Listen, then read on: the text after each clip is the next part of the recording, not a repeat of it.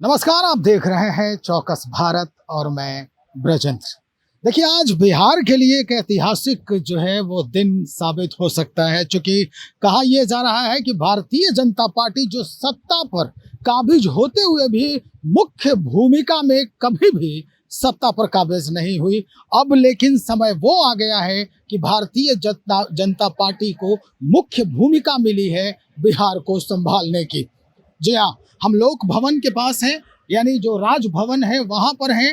राजभवन अब लोक भवन हो गया है और यहाँ आज स्थिति है कि सारे जो लोग हैं, चाहे वो बड़े अधिकारी हो, जितने भी संसद सदस्य हो, सदन के सदस्य हो या सांसद हो, ये सारे लोग बिहार से संबंधित जितने लोग हैं धीरे धीरे एक एक करके पहुंच रहे हैं। भाई सम्राट चौधरी जो कल तक सिर्फ उप मुख्यमंत्री थे, फिर गृह मंत्री हुए, आज वो मुख्यमंत्री पद की शपथ लेंगे।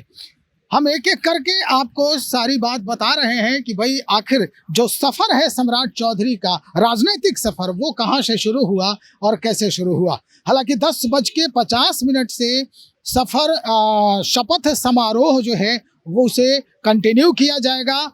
चौकस भारत न्यूज पे आप लिंक देख सकते हैं। चौकस भारत न्यूज लगातार आपको दिखाएगा कि क्या कुछ अद्यतन वहां पर हो रहा है, अपडेट क्या है। लिंक में हमने आपको लाइव दिखाने का भी व्यवस्था किया है कि किस तरह से क्या कुछ हो रहा है, कैसे शपथ ले रहे हैं सम्राट चौधरी मुख्यमंत्री के रूप में।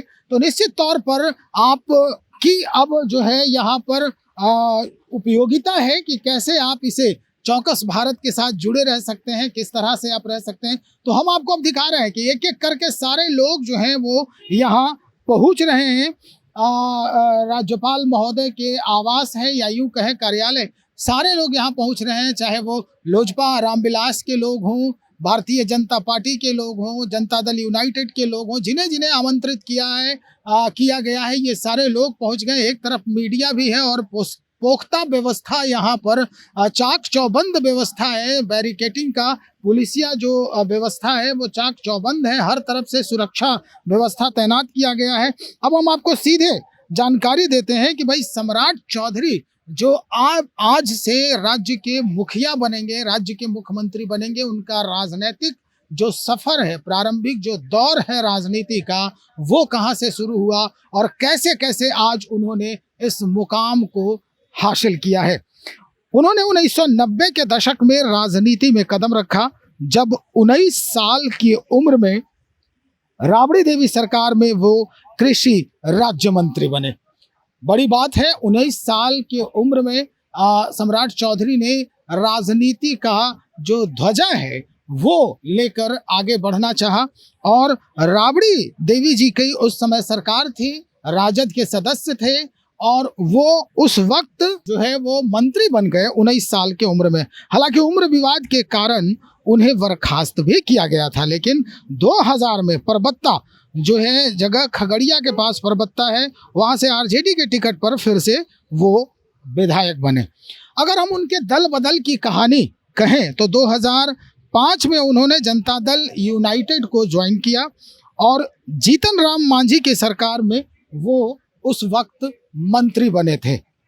निश्चित तौर पर वहाँ भी कई तरह के जो हैं वो बातें हुई और जिस तरह से जिस रोल को उन्होंने निभाया है वो बखूबी निभाया और यही बैकग्राउंड देखने के बाद जो है आज उन्हें इतने बड़े पारितोषिक के रूप में भारतीय जनता पार्टी ने उनको दिया है। 2018 में अगर कहें, 17-18 में कहें तो उन्होंने भारतीय जनता पार्टी ज्वाइन की और प्रदेश अध्यक्ष की सफर जो है 2023 में उन्होंने प्रदेश अध्यक्ष है जो बनाया गया भारतीय जनता पार्टी का।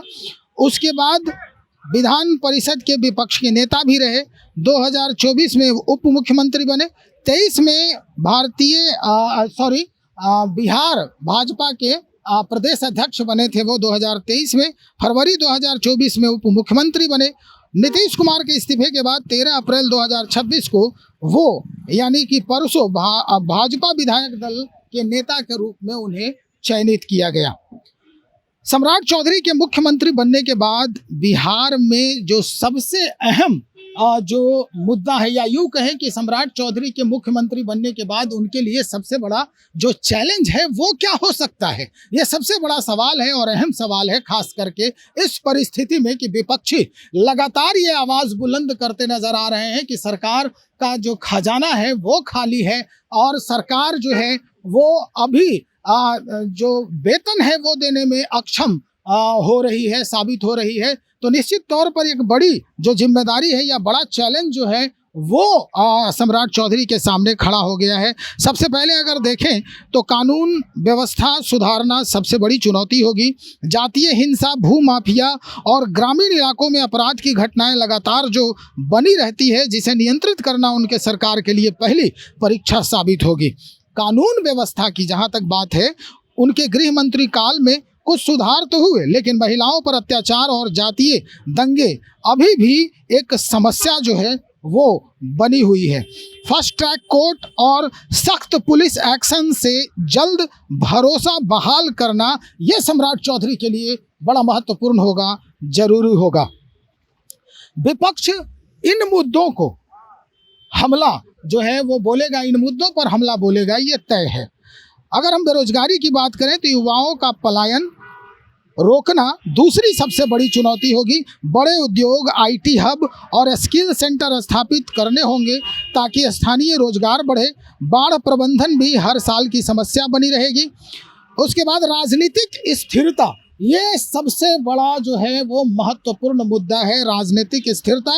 एनडीए गठबंधन में संतुलन बनाए रखना होगा, खासकर जदयू के साथ सामाजिक समरसता और विकास के दावों को अमल में लाना उनकी सफलता तय कर सकती है। जिस तरह से अभी तक वो सफल हुए हैं, वो लगातार अगर वो समरसता बना के रखते हैं तो निश्चित तौर पे वो सफलता मिलेगी। तो चलिए हम यहीं पर बने हुए हैं और जैसे ही 10:50 पर शपथ ग्रहण समारोह की शुरुआत होगी, हम चौकस भारत न्यूज से सीधा आपको दिखा रहे हैं। आप बने रहिएगा और एक एक क्षण को, इस ऐतिहासिक क्षण को आप जरूर जो है वो एंजॉय कर सकते हैं हमारे साथ। हम दिन भर की सारी खबरें आपको यहीं से देते रहेंगे। लगातार हम बने हुए हैं, आप भी हमारा साथ दीजिए, बने रहिए। बहुत शुक्रिया आपका।